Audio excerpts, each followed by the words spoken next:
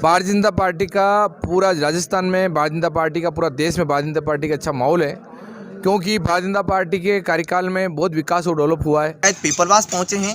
पीपलवास के निवासी कैलाश जाट जो कि जिला परिषद में सदस्य वार्ड नंबर 9 से अभी चुनाव लड़ रहे हैं। हम जानेंगे कैलाश जाट के जीवन की कहानी, किस तरह से वो यहाँ से पले बढ़े हैं, किस तरह से उनकी शिक्षा दीक्षा हुई है और किस तरह से वो राजनीति में शामिल हुए। राजनीतिक सफ़र को लेकर के पूरी कहानी को हम बताएंगे, आप हमारे साथ बने रहिए। गांव में सबसे पहले हम पहुंचते हैं तो यहाँ एक साइकिल की शॉप हमें देखने को मिलती है।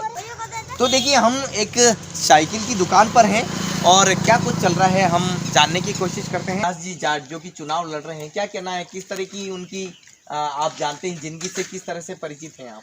अभी तो ठीक है, पहले सरपंच भी बने और किसी भी प्रकार की समस्या नहीं आई यहाँ पर। आम आदमी के लिए काम को लेकर के किस तरह से रहा है? अच्छा रहा है, अभी तो किसी भी प्रकार की समस्या नहीं।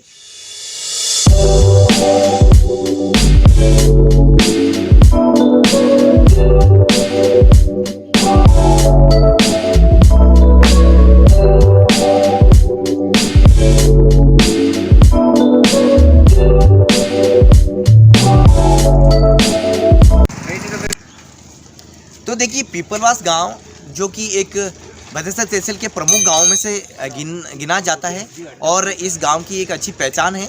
ये धार्मिक स्थल से भी अटैचमेंट रखता है ये गांव। और बात करते हैं अगर यहाँ की सुविधाओं की, तो इसको लेकर के यहाँ बिजली, सड़क, पानी, ये मूलभूत सुविधाएं इस गांव में देखने को मिलती है। क्या जानते हैं कैलाश जी के बारे में? बढ़िया जानते हैं, बढ़िया आदमी है। जो भी काम पड़े तो तुरंत फ़ोन करे तो आ जावे, जो काम होता है तो वो कर देते हैं, लड़ते नहीं कोई काम के लिए। और पंचायत में ऐसे सुधार है, अभी ठीक है। पंचायत जिला परिषद के वार्ड नंबर 9 के लिए प्रत्याशी हैं और इस गांव के रहने वाले हैं। पढ़ाई में भी वो ऐसा व्यवहार कुशल थे, ठीक है। और जो भी वो अपने राजनीति में जुड़े तो भी वे युवा कार्यकर्ता का अच्छा कार्य, उसका विकास के नाम पे देखो तो भी अच्छा विकास किया हुआ उन्हें। अभी उनके सरपंच प्रतिनिधि क्या कहना है? विकास तो बहुत हुआ, अभी बीजेपी बिजली, सड़कें, पानी सबकी बात करें, विकास तो 516 में बहुत हुआ हमारे यहाँ। हमारी पंचायत में कोई कमी नहीं है। पीपलवास ग्राम पंचायत में कोई कमी नहीं है, ऐसा गांव के लोगों का कहना है। उनका मतलब गैर टाइम में भी अच्छा रहा योगदान हमारे पंचायत के प्रति, हमारे गांव के प्रति। और अब की बार भी ये उम्मीद करते हैं और हमारे पूरे गांव की तरफ से यही हमारे अंतरात्मा से दुआ है कि वो अपनी जो चुनाव के लिए खड़े हुए हैं उस पद पे वो अच्छे खड़े उतरे और अच्छा सपोर्ट करें सब, और भगवान उनको अच्छा देता है। तो देखिए, गांव में घरेलू उद्योग होते हैं, पुश्तैनी व्यवसाय होते हैं, उनको किस तरह से आगे और बढ़ाया जा सकता है, इसको लेकर के हम बात करते हैं।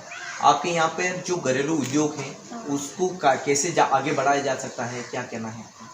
आगे कैसे बढ़ाया जाए? अगर हमारी पंचायत का, हमारी सरकार का हमें थोड़ा और सहयोग मिल जाएगा तो इसी के प्रति हमारी भी जागरूकता बढ़ेगी और अच्छा योगदान मिलेगा। तो हम भी अपनी तरफ से पूरी कोशिश करेंगे और इससे क्या है कि नारी सशक्त हो सकेगी और बच्चियाँ अपनी रक्षा स्वयं कर सकेगी।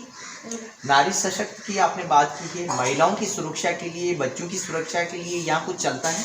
नहीं, ऐसा कुछ चलता तो नहीं है, पर उम्मीद करते हैं कि अगर कोई हमारी पंचायत सरपंच साहब वगैरह जो भी है, हमारे प्रधान जी, हमारे जो भी हमारे नए नेता बने और वो हमारे यहाँ पे कुछ हमारा सपोर्ट करे और हमारे ऐसा कोई नारी सशक्तिकरण के लिए ऐसा कोई योगदान मिल जाए तो हमारे भी जूडो कराटे बच्चों की स्वयं की सुरक्षा के लिए वो कुछ ऐसा कर सके जो उनको सिखाया जा सके, अपने आप को मजबूत कर सके। आपका कहने का मतलब ये है कि यहाँ आत्मरक्षा से जुड़ी हुई कोई प्रोजेक्ट होनी चाहिए। यहाँ पे ऐसी कोई योजना नहीं है जो हमारे यहाँ होनी चाहिए। देखिए दोस्तों, हम शहरों की बातें करते रहे हैं, हम बताते रहे हैं कि जूडो कराटे सेंटर शहरों में विभिन्न वार्डों में होने चाहिए। हालांकि उदयपुर की नगर निगम में चुनाव में हमने ये बात कही थी, लेकिन अभी तक वहाँ ऐसी योजना आ नहीं पाई है। लेकिन अब जब गांव में पहुँचे हैं तो ये मैडम खुद बोल रहे हैं कि गांव में जूडो कराटे सेंटर खुलने चाहिए। मैडम, अगर ऐसा होता है तो कितना मानते हैं कि लड़कियों को कैसी सुविधाएँ हो सकेगी और कितना वो सशक्त हो पाएगी?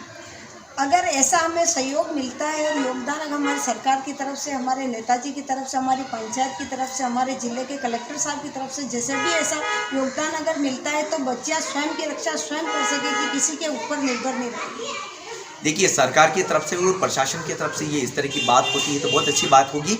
और ग्राम पंचायत पीपलवास में हम पहुँचे हैं तो बिजली, पानी, सड़कें, जो मूलभूत सुविधाएं हैं वो बिल्कुल देखने को मिली व्यवस्थित। और अब ज़रूरत लगती है लड़कियों की आत्मरक्षा के लिए प्रोजेक्ट की, योजना की, तो ये होनी चाहिए, ये ऐसा आपका कहना है। अगर बात करते हैं कैलाश जी की तो उनके जीवन को लेकर के क्या कहना चाहेंगे, और वो गांव के नागरिक हैं और अब वो बड़ा चुनाव लड़ रहे हैं तो उनको क्या आपकी शुभकामनाएं हैं? हमारी शुभकामनाएं वो अच्छे मतों से जीते और भारी विजय हुआ। और कैलाश जी ने हमारे गांव के लिए और हमारी पंचायत के बहुत अच्छा योगदान दिया और हम उम्मीद करते हैं कि आगे भी वो हमारे पूरी तरह से योगदान करते रहेंगे। तो दोस्तों देखिए कैलाश जाट जो कि वार्ड नंबर 9 से चुनाव लड़ रहे हैं और जिला परिषद में वो चुनाव के लिए खड़े हुए हैं, उनके जीवन पर हम स्टोरी जानने के लिए पहुंचे हैं। और कैलाश जी के लिए सभी लोगों का कहना है कि वो अच्छे मतों से जीते और आगे जाकर हमारे गांव का ही नहीं हमारी पंचायत का भी नाम रोशन करें। ये दोस्तों हम कैलाश जी जाट जो कि जिला परिषद में इस बार सदस्य के तौर पर चुनाव लड़ रहे हैं, वार्ड नंबर 9 से वो उम्मीदवारी कर रहे हैं। और बात जब शिक्षा की आती है तो हम उस स्कूल पहुंचे हैं कैलाश जी जाट की शिक्षा हुई है। मेरे पीछे का जो आप ये स्कूल देख रहे हैं ये राजकीय उच्च माध्यमिक विद्यालय पीपलवास लिखा हुआ है और इस स्कूल में उनकी शिक्षा दीक्षा हुई है। तो देखिए दोस्तों ये वही स्कूल हैं जहां कैलाश जी जाट की शिक्षा दीक्षा हुई है और ये वो क्लासरूम है जहां पर वो बैठा करते थे, उनकी पढ़ाई हुआ करती थी। और आज वो जिला परिषद के लिए चुनाव लड़ रहे हैं। इस गांव के लिए 2 बार सरपंच की सेवाएं दे चुके हैं। इस गांव में उन्होंने वो सब डेवलपमेंट भी करने की पूरी कोशिश की जो एक समाज के लिए, एक गांव के लिए ज़रूरत होती है। और पीपलवास जो कि बदरसा तहसील का वो गांव है जहां मूलभूत सुविधाएं साफ देखने को मिल रही है। किसी भी चीज़ की ज़रूरत के लिए अगर बंदा आ जाता नाइट को, चाहे रात के 2 बजे भी आ जाए कि हमारे कोई डिलीवरी वाली है उनको ले जा रहे हैं या गाड़ी नहीं है, तो वो हर चीज़ के लिए उनकी सहायता करते थे, उनको लेके जाते थे। चाहे उनको एक दिन और रुकना पड़ता था हॉस्पिटल तो वो रुकते थे, उनकी मदद करते थे। इसीलिए उनको लोगों ने उनको उत्साह किया कि आप सरपंच चुनाव लड़ो। उनकी राजनीति से कोई लेना देना नहीं था, वो खेती करते थे, बस उनका वही काम था। तो देखिए लोगों को हमेशा सहयोग करते थे और जब सहयोग की बात रही और सभी लोगों की सहमति रही तो गांव के सरपंच के रूप में उनको उम्मीदवार के रूप में खड़ा किया गया और अच्छे वोटर से वो जीते। लेकिन राजनीति में आने से पहले किस तरह से उनको राजनीति से जोड़ने की कवायद शुरू हुई, इसको जानने के लिए हम अशोक जी से बात करेंगे। अशोक जी, जिस तरह से मंडल में आपकी भूमिका रही है और उनको जोड़ा गया, लेकिन अगर हम शुरुआती कहानी की बात करें तो राजनीति में किस तरह से उनको आगे लगातार जुड़ाव होता रहा? ये 2014 में जब विधानसभा के चुनाव हुए उस समय कैलाश जी को मैंने इनकी कार्यशैली देखी। उस समय मेरे पास जिले का दायित्व था, युवा मोर्चा का जिला उपाध्यक्ष था मैं। तो मेरे को लगा कि यार ये लड़का पार्टी में काम करने लायक, इसकी इच्छा भी है और सेवाभावी भी है, जोश भी है। तो फिर हमने उस विधानसभा चुनाव में इनकी सेवा देखते हुए इनको फिर भारतीय जनता पार्टी संगठन का गठन हुआ तो फिर युवा मोर्चा में इनको दायित्व भी दिया, भासोड़ा का युवा मोर्चा का मंडल देश का। तो इन्होंने उस पद पर रहते हुए युवाओं को अच्छी टीम एक खड़ी करी मंडल में। और फिर 2018 में वापस जो चुनाव हुए उसमें विपरीत परिस्थितियों में भारतीय जनता पार्टी के साथ कंधे से कंधा मिलाकर इस युवा मोर्चा की टीम के साथ इन्होंने काम किया और हमारे मंडल से भारतीय जनता पार्टी का विधायक विजय हुआ, उसमें अच्छी भूमिका इन्होंने निभाई युवा मोर्चा के नाते।